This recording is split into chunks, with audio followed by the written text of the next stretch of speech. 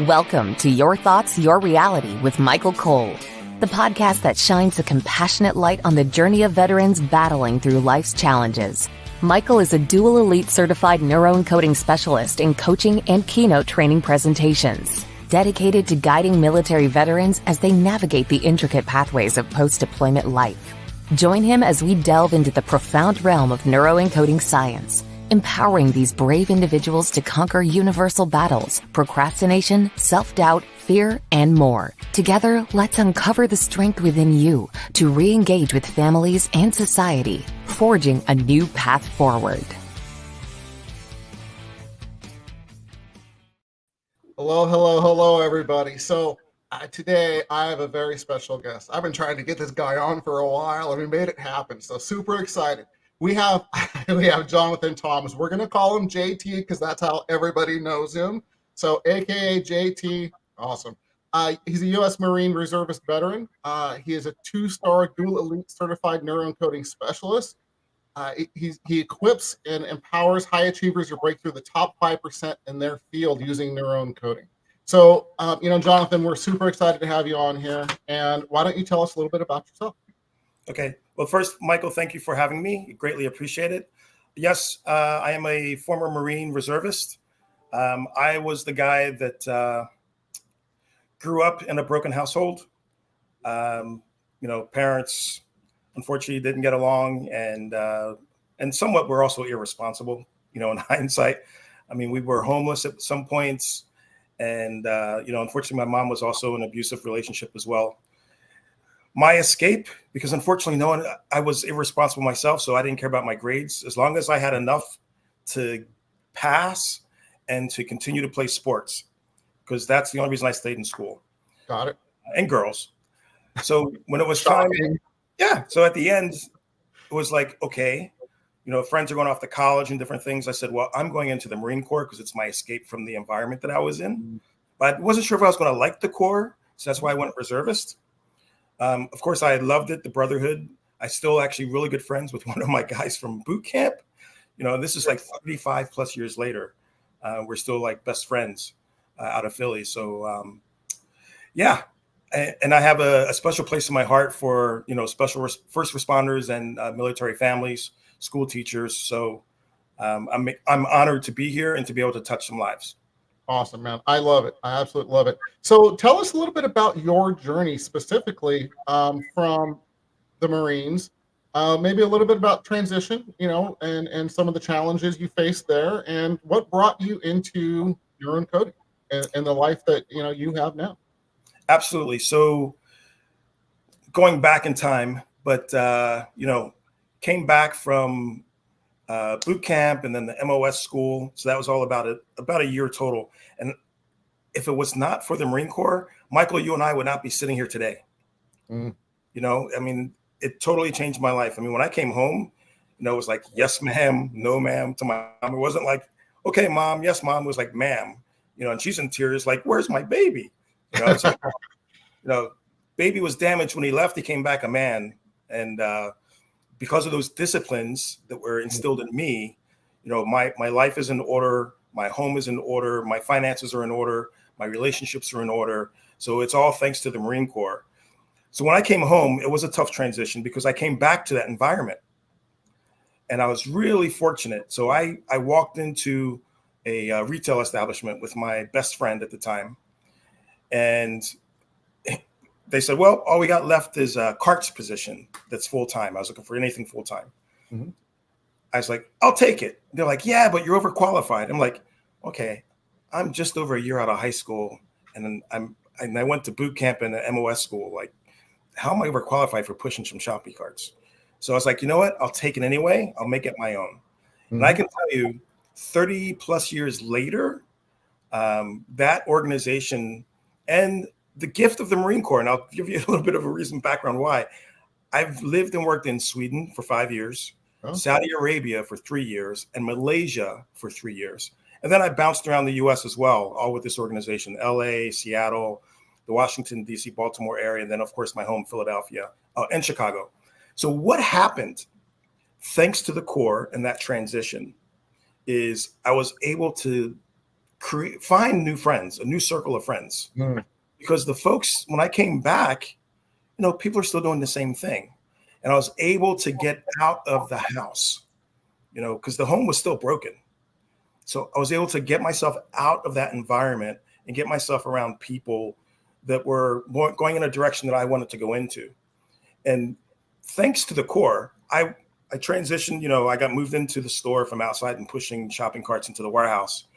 And I had my mind right. So I asked and transferred to the receiving department, unloading trucks. Now I know nothing about forklifts. A couple of weeks go by. They literally came to me and say, hey, would you be interested in being the receiving manager? I'm like, I don't know nothing about trucks other than driving the damn forklift, but okay. They went through and fired a whole bunch of people. There was some theft going on. Maybe 6 months go by. Hey, would you mind be interested in being in the warehouse manager? And that's where I made my pivot, because the warehouse was in disarray. Michael, there's things that happen today in this organization globally that I started there back in Philadelphia 35 plus years ago, 1986, 87 to be exact. Simple things like in the Marine Corps from boot camp. The lights go on, you jump out of the bunk, and what do? You stand on line. What did I do? I created lines on the floor for pallets. So they're all up under the racking. I just literally got a bunch of king tip markers so that all the pallets would be straight.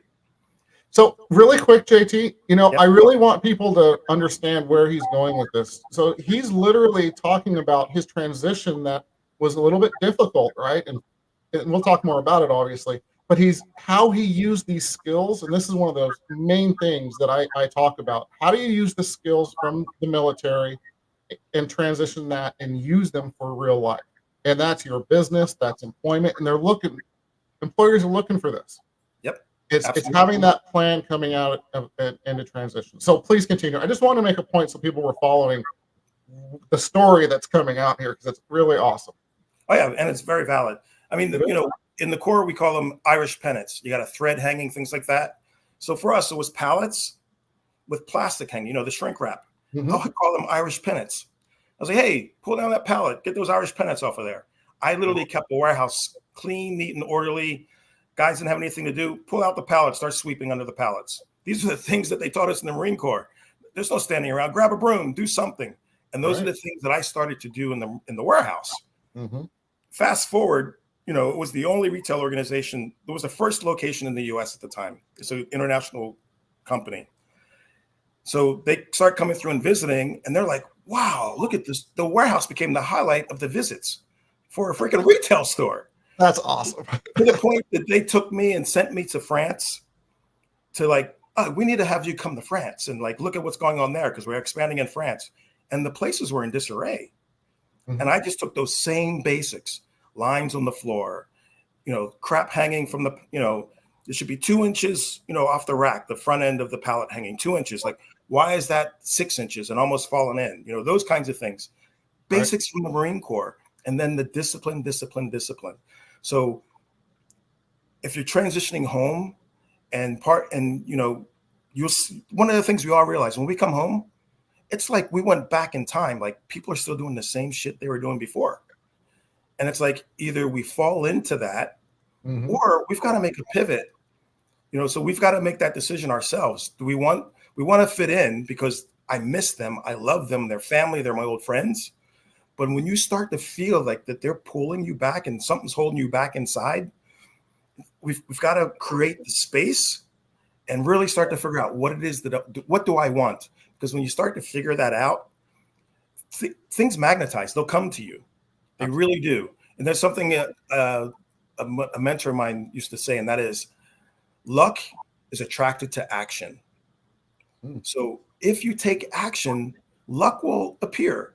And then you'll start to see things differently as well. You'll start to realize when you're having a conversation with someone, you know what?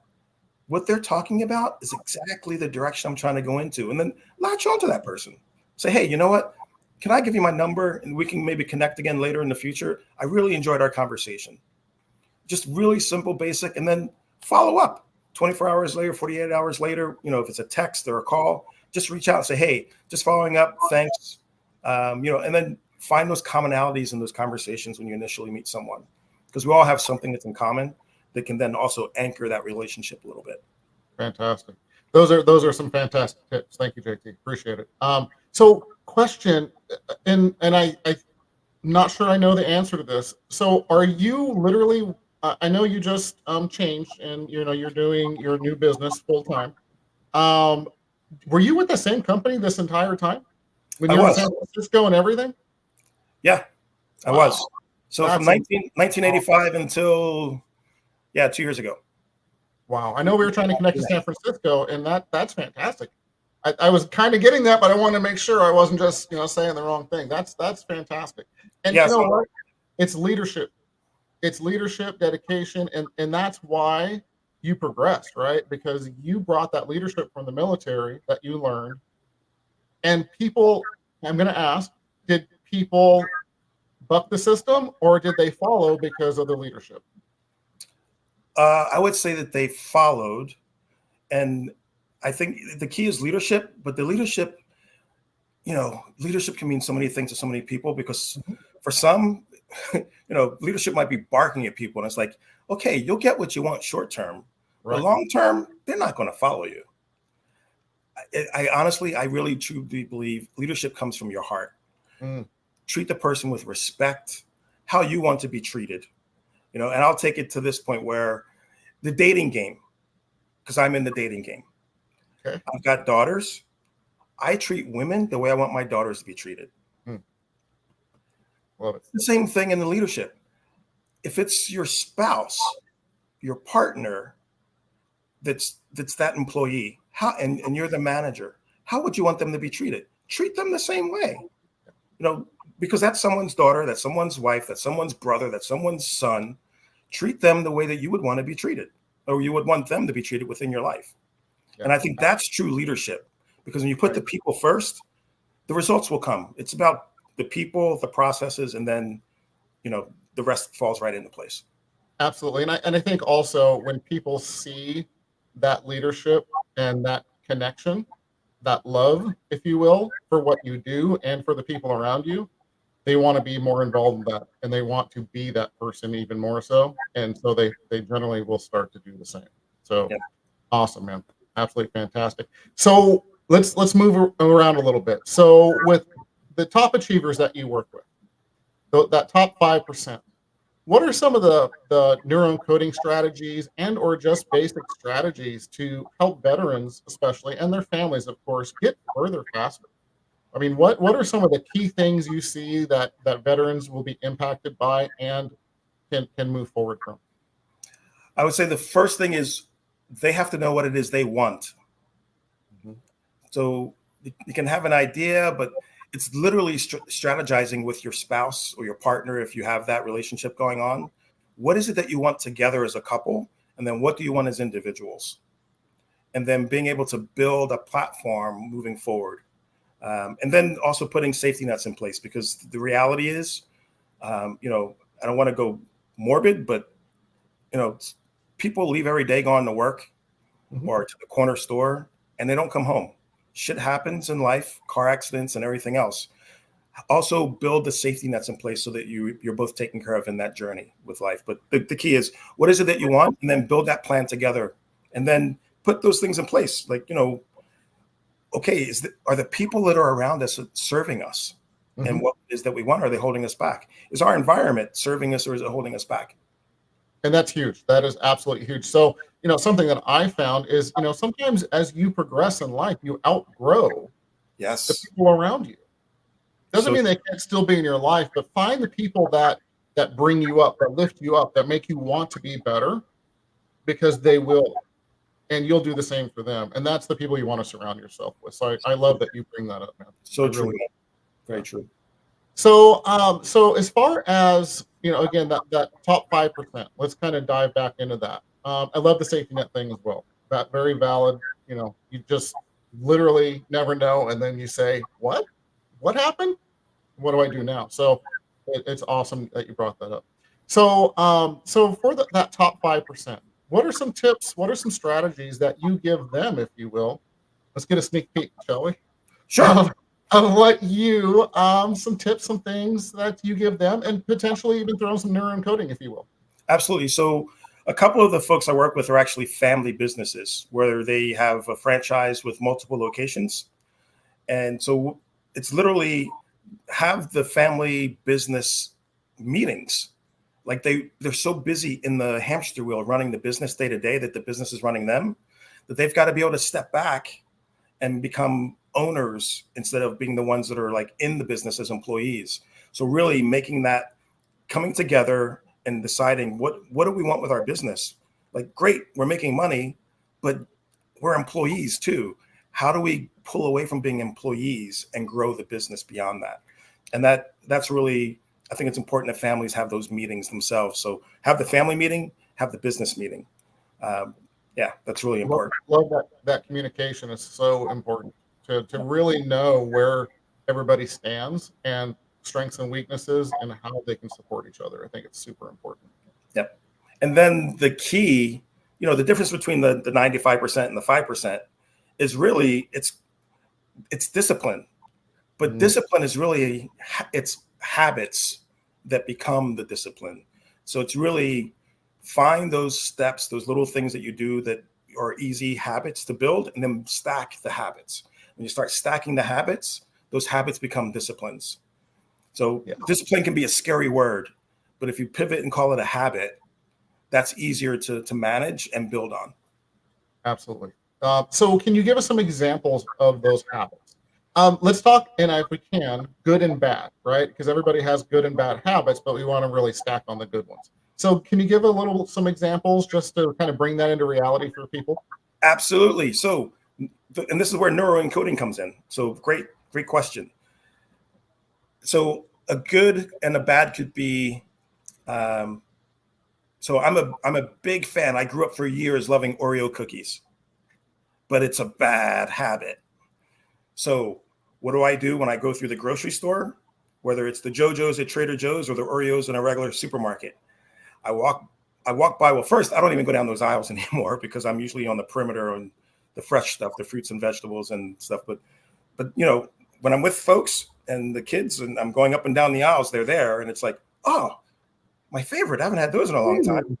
So as soon as you see them and you like have that craving, or you're like, oh, catch yourself like, oh no, and then celebrate that you caught yourself. Even if you put them in the cart and you're at the checkout and you're still in the back of your mind, like, stop, look up, do a 360 to break the pattern, the thought pattern, and celebrate, and then just take them and put them on the rack. Like, oh, you know what? Change my mind. Just breaking the pattern. I got to tell you a story. This literally just brought this up literally yesterday. I'm walking through the store and I need to get to the meat aisle, right? And I'm walking, I'm like, okay, I wasn't familiar with the store, different store. I was going, hey, I should just go down there. And it was totally the sweets aisle, right? Hadn't eaten today. It's just like, no. I literally, in the Neuroencoding Institute, we call it Astitude. Okay. And it's where you literally shake your ass and you smile and you release all the good endorphins and all those things we celebrate, right? I literally did that in the middle of the store walking to the next aisle. I'm sorry. It just came up, man, Jonathan. Thank you for bringing that back. See, it's still making me smile. Yeah. I mean, it's another one is, because you'll get the negative thoughts that can happen because, and the key is no matter whether it's you or myself, we still have those negative things that creep in. The trick is that we're able to catch ourselves sooner and flip it. And that's one of the things with the 5% as well is, okay, I have a negative thought comes in. It might be about uncertainty or self-esteem. It's like I catch myself in the moment and then I like, oh, and I have a shelf over here and I immediately go, devil, I got to put you in the box on the shelf. And I say that to myself. So I stand up and I literally stand up and do a 360 because it breaks the thought pattern. But then I point to the shelf and there's a box there. And I say, devil, I got to put you on the shelf in the box. Because that's my way of identifying, like, oh, I caught myself, and I acknowledge it, and then I need to put you over there, out of the way, out of my thoughts, and that's a pivot that is a great tool for folks as well to use. Is catch yourself and like say, okay, it could be an imaginary shelf, but put it on the shelf, like a shelf on the elf type deal, Absolutely love that, man. So I'm going to go back just a little bit. This is always a little bit of a tricky answer, and everybody has different answers for it. I want to pick your brain. How do you catch yourself? Because we're so patterned, right? We're so used to just doing. How do you catch yourself? How do you know, oh shit, I was thinking the wrong thought, speaking the language, or whatever the case may be? But how do you catch yourself so that you can do these tools? It's programming. So some people do the 5 o'clock club, some do a 6 o'clock club. I do somewhere between 5 and 7. But my first 30 minutes every day, no matter what, is my journal. And so what I literally do is the front cover inside and the front page inside are my goals for the year and my I am statement. Like, what am I about? Who am I about? And I literally read those every day, because what happens is subconsciously throughout the day, because I read them every day, subconsciously, my brain will be triggering me to think about those things and do actions and have thoughts that are moving me towards those goals. So that's really the key, is you have to know what it is that you want, write it down, and then read it every day to yourself. Yeah. And then subconsciously, you're programming yourself to move in that direction. That's fantastic. Yeah, I love that. And we're talking about, stacking good and bad, right? So let's go back to, if we can, the stacking part. And thank you for sharing your tips.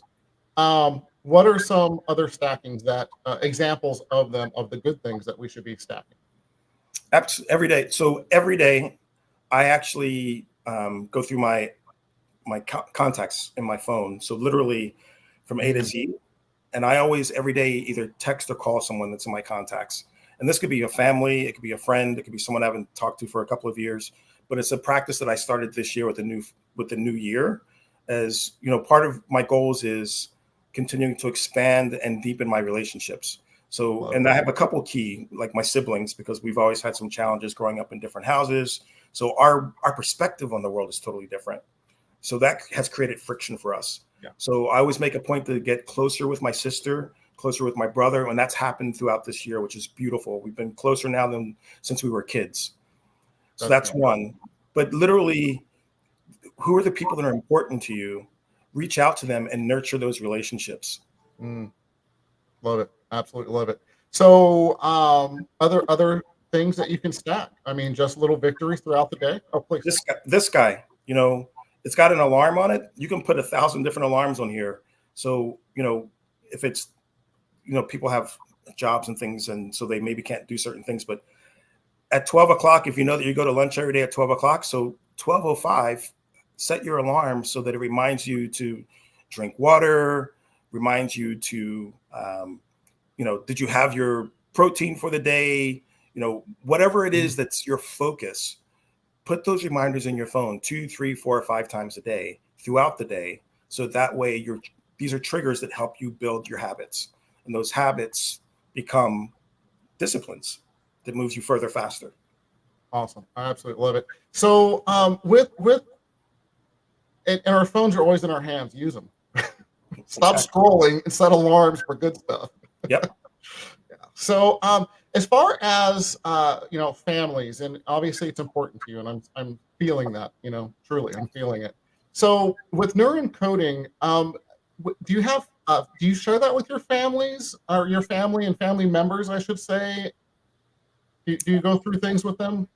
Yeah, so I have a rule, and everyone's different, but my rule is that I don't coach or mentor anyone in my immediate family. Right. That does not say I don't do it. It's more subliminal. So with my daughters especially, I will do things subliminally in that sense. It's like, we might be out driving or something, and one of my big things, my daughters will probably even tell you this if they ask you, like, what does your dad say about cemeteries? Because when we drive past a cemetery, one of the things I've anchored into them is that's not just a cemetery with dead bodies, that's also dead dreams. No, the cure for cancer is probably laying in a cemetery somewhere, because someone didn't feel that they had they didn't have the self-esteem, or they had self-doubt, where something was holding them back from pursuing a dream. And that dream could have been something that could have led to a Nobel Prize in literature or anything. So if you've got a yearning in your heart, follow the yearning, because there's too many things that are like buried. People die with their dreams. And a quick 30-second or 1-minute story. My dad passed away some years ago in the hospital. And it was a dark evening in the hospital, and there was a hospice nurse sitting in the corner. I didn't even know she was there because it was a dark room. Walked in, and my dad's just like, he's already more or less gone. And he would fall asleep and then wake up with his eyes open, and he'd start like, he's weak, but he would pull at his the gown that he was on. And then that would happen for a couple of seconds, and he'd like pass out. And then he'd wake up again and do the same thing. And, my heart's like breaking. And all of a sudden I hear the voice in the corner, and it was the nurse. I didn't know she was there. She said, he's not ready to go. He has unfinished business. Mm. Do not leave your state of life today breathing if you have unfinished business. Do what it takes in your life so that you can leave with unfinished business. And that's a huge, I learned a lot of things from my dad's mistakes in his life. Mm-hmm. That was something he gave me in his last hours that I live by, is I'm going out of here with no business left behind. Love it, man. I absolutely love it. And that's inspiring, and that's the way we should live life. Yep. Live with passion and go out with your gas tank empty, man. Yep. Absolutely. Because you can't take it with you. And if you do, you're not serving the rest of the world. That's for sure. That's right. Love it, man. Hey, so we're getting close to the end of the show. I know we didn't even really go through the questions or whatever. We just had a conversation, which is what I love about this show, So if you can, before I ask you this, on the top right-hand corner, blue QR code, everybody, it's for scan that. It goes to empowerperformancestrategies.com if you're listening on the podcast forums later. Again, empowerperformancestrategies.com. There are veterans resources. There are books I've written. There are the podcasts, past, and of course will be future. And there's the Facebook groups for veterans and their families separately. Of course, you can join them together. We don't care, but we just thought it was important to create those communities so you can be involved. So please use those resources. Please, please, please. So, JT, give us 3 tips to get veterans and their families further faster. You got it. So the first one is to control your thoughts. And that means whatever comes into your eyes, like be aware everything that you see, that you hear, those influence you and influence your thoughts. And then your thoughts influence your feelings. And then your feelings determine what you do or don't do. And in turn, your actions or inaction determines what you have in your life. So, and it all starts right here with your thoughts. And that input comes here and here. So that's one. Control your thoughts and your inputs. The second one is build your tribe. You surround yourself with the people that are serving you and that you serve. And then the last one is surround yourself so that you know that you are loving people and that you're loved, because we all matter. And the only way you can do that is to surround yourself, to extend love and to be loved. And then you know that you matter. And that is the most important thing in the world. Wow. That you know that you matter. You matter. Love it, man. Absolutely love it. And I think everybody needs to feel that. Yep. Just take a second and really just feel that. That's fantastic.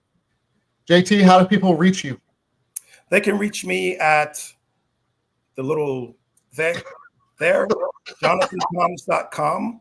And if they go to the site, I believe it's being tinkered with now, but if they go to the site, I think it's still up, and they can actually pick up a free goal setting course, 5 steps to set your goals. It's more geared towards New Year's, but we're at the mid-year point. There's no reason that you can't go now and finish 2024 strong. And that's really important. There's nothing that says you have to wait till January 1st to set new goals. Start now. And go for it. How much further are you going to be if you start now instead of waiting, right? Exactly. And Michael, I just want to also thank you so much for the opportunity today. And and the great job that you do touching lives, especially the military lives and the first responders. So just continue to do what you do and know that you're greatly appreciated. I love you, brother. Thank you so much. Truly, that means the world. It really does. Thank you. And on that note, everybody, we're out of here. Thank you for joining us on another insightful journey of Your Thoughts, Your Reality podcast with your host, Michael Cole. We hope the conversation sparked some thoughts that resonate with you. To dive deeper into empowering your thoughts and enhancing your reality, visit empowerperformancestrategies.com. Remember, your thoughts shape your reality, so make them count. Until next time, stay inspired and keep creating the reality you desire. Catch you on the next episode.